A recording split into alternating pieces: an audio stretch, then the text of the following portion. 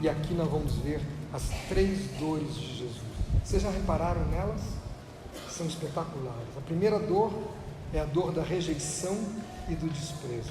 Jesus sofreu rejeição, Jesus foi sofrer o desprezo, e você não vai passar por isso? Você é louco? Você acha que você é melhor que Jesus? Se Jesus sofreu, eu também vou passar por isso. Estou pronto. Ser rejeitado, dar resposta para você, não falarem contigo.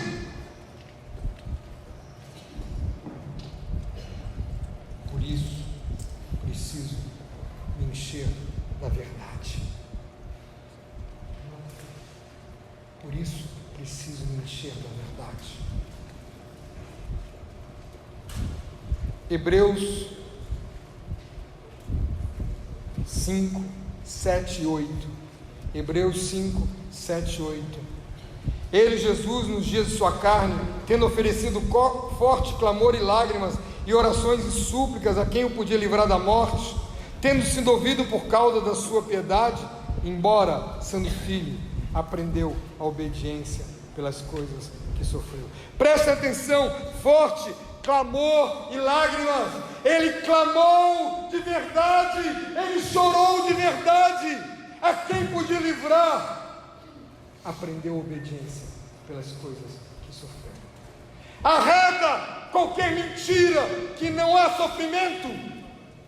Nós vamos passar por sofrimentos, mas nós temos uma esperança. Cristo em vós, a esperança da glória. Podemos nos alegrar que as nossas lágrimas serão recolhidas no ódio de Cristo. Não é sem esperança. Jesus, ajuda-nos a ver assim. Não nos deixe olhar para nós mesmos. Revela-nos mais de Cristo. Te peço, em nome de Jesus. Isaías 53, no verso 3, diz: era desprezado e o mais rejeitado entre os homens de dores, e sabe o que é padecer. E como quem que os homens escondem o rosto, era desprezado e dele não fizemos caso.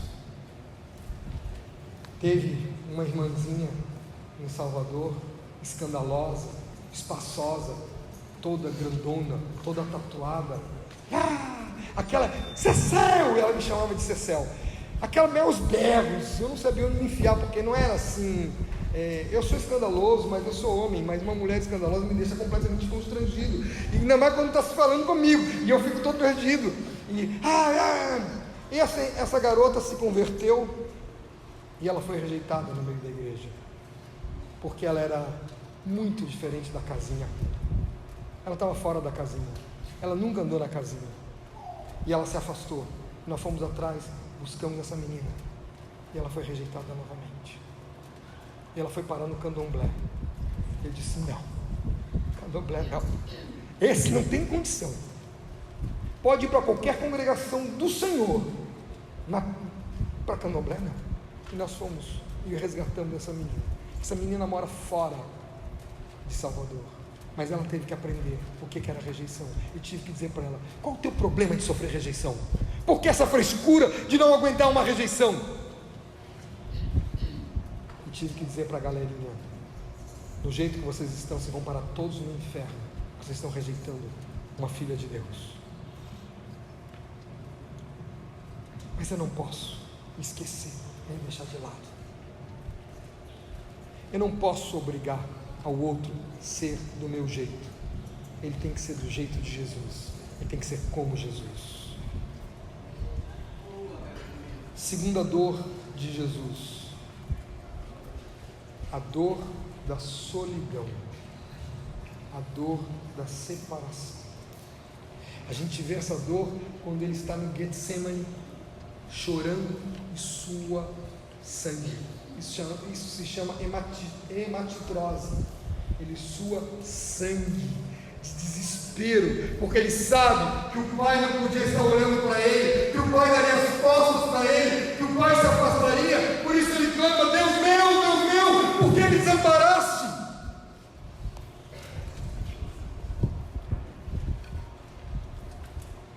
Mas ele sabe que ele não estava só, que o Pai estava com ele. João 16, 32. Eis que vem a hora e já é chegada, em que sereis dispersos cada um para a sua casa, e me deixareis só. Contudo, não estou só, porque o Pai está comigo. Se Jesus sofreu solidão, você acha que não vai sofrer solidão? E a pior solidão não é ficar num canto isolado. A pior solidão é aquela no meio de toda a galera, no meio de toda a igreja, que você diz assim: ninguém me viu, ninguém olhou para mim, ninguém profetizou para mim. Essa é a pior solidão. E se ninguém te viu, ninguém te profetizou para você, saiba que foi Cristo que fez isso, foi Deus que fez isso. Por que não suportar como o Pai suporta? Por que eu tenho que ser melhor do que Jesus? Na solidão, temos a dádiva de encontrar o Pai. Todos nós precisamos disso. Enoque, Noé, José, Moisés, Davi passaram por grandes solidões. Na solidão você encontra Deus. Precisamos entender que Deus está no quieto, escondido, isolado, no só. Que a minha mão fez todas essas coisas e todas vieram a existir, mas o homem para quem olharei é esse, o abatido e aflito de espírito, que treme da minha palavra. E por fim, a última dor que Jesus vence, que Jesus passa e que nós vamos passar, é a dor da morte. Onde está a morte, a tua vitória? Onde está a morte, o teu aguilhão? Olha só o Salmo 48, verso 48, verso 14. Salmo 48, verso 14. Que Deus é este? O nosso Deus para todo sempre. Ele será nosso guia até a morte. Ele será nosso guia até a morte. Eu mudei meu pensamento sobre a morte quando comecei a pensar: como posso glorificar a Deus com a minha vida? Como posso glorificar a Deus com a minha morte? Quero glorificar a Deus com a minha morte? Mas e a dor?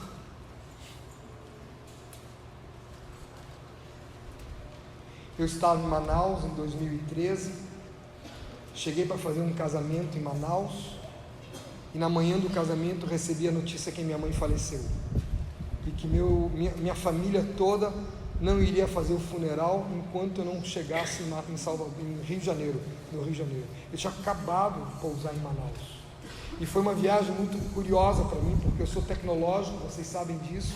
Eu viajo com iPad, com tablet, eu viajo com celular, e aquela viagem eu consegui viajar só com os carregadores, esqueci tudo mais em casa.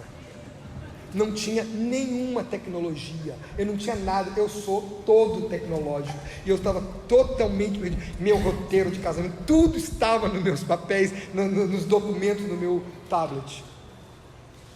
E eu disse: Jesus, o que você quer fazer com isso? O que isso significa? E eu tive do Senhor aquele silêncio maravilhoso. Saí de Salvador, levei 14 horas para chegar em Manaus, que a gente faz escalas e tudo mais. E passei um dia lá, já telefonando para minha esposa, para outra. Eu esqueci meu celular. Ela disse: estou vendo, teu celular tocou o dia inteiro aqui em casa. E eu estou sem entender nada. E aí vem a notícia da morte da minha mãe. E eu tendo um casamento para fazer, fui para o casamento, vestido de pastor, vestido de alegria, de júbilo. Fiz o casamento, saí da cerimônia, troquei de roupa, entrei num avião e fui para o velório no Rio de Janeiro, vestido de tristeza, vestido de júbilo no Senhor. E meus irmãos perguntaram: como assim? Como é que você conseguiu fazer o casamento? A morte pertence a Deus, não a mim. Ele sabia qual era o melhor momento. O que me marcou também a viagem, além da falta de tecnologia, foi que Manaus estava 38 graus, pousei em Campinas a 8 graus, pousei no Rio de Janeiro a 18 graus e pousei em Salvador, tudo no mesmo dia, a 28 graus. Diz assim: virei aço inoxidável.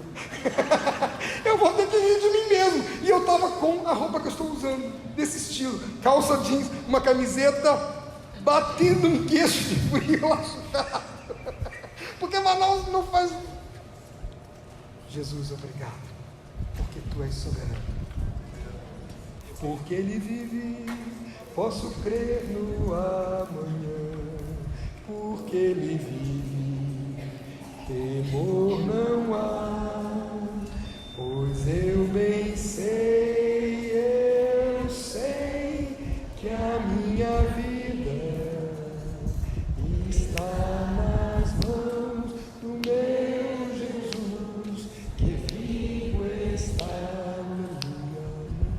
É um louvor que tem que ser vivo no meu coração.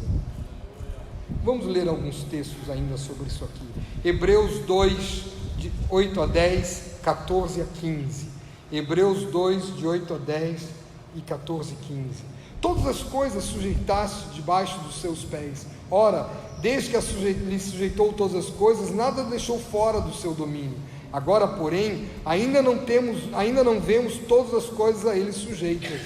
Vemos, todavia, aquele que por um pouco, tendo sido feito menor do que os anjos, Jesus, por causa do sofrimento da morte, olha bem, por causa do sofrimento da morte, foi coroado de glória e de honra, para que pela graça de Deus provasse a morte por todo o homem. Se Jesus passou pela morte, por que eu não vou passar?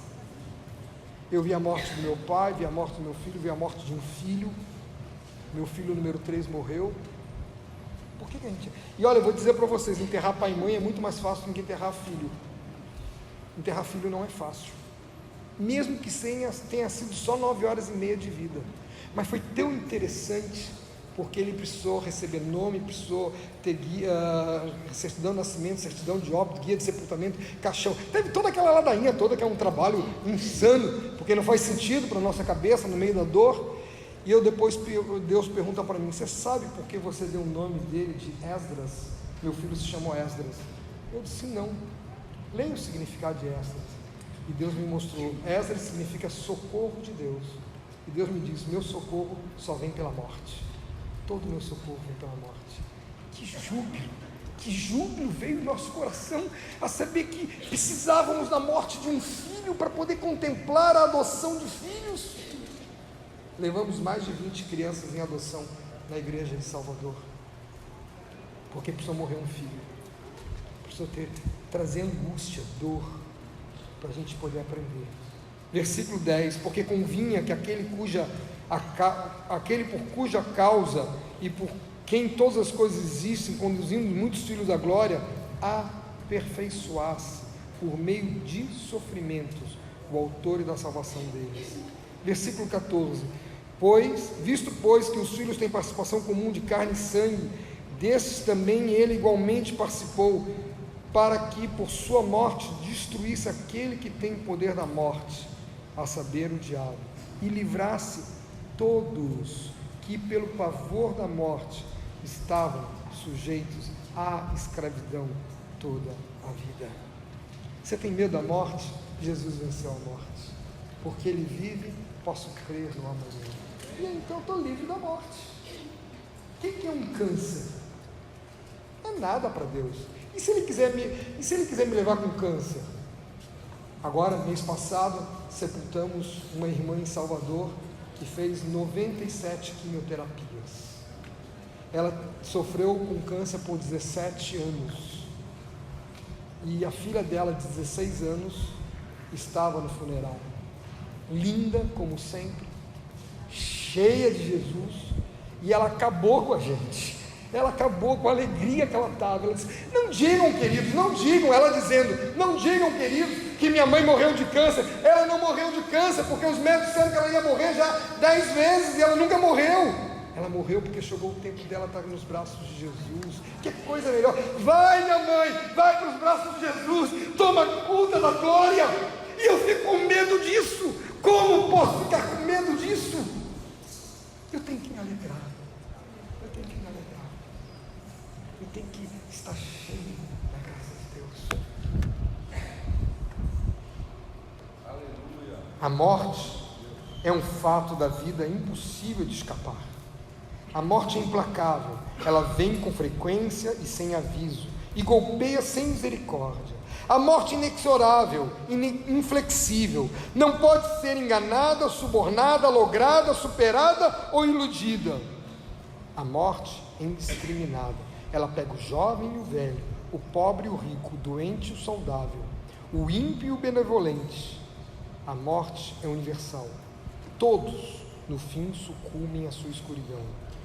A morte é uma dura realidade da vida, mas nem sempre foi assim, nem sempre precisa ser o seu fim, porque temos a Jesus, o nosso Senhor. Como eu não vou me alegrar?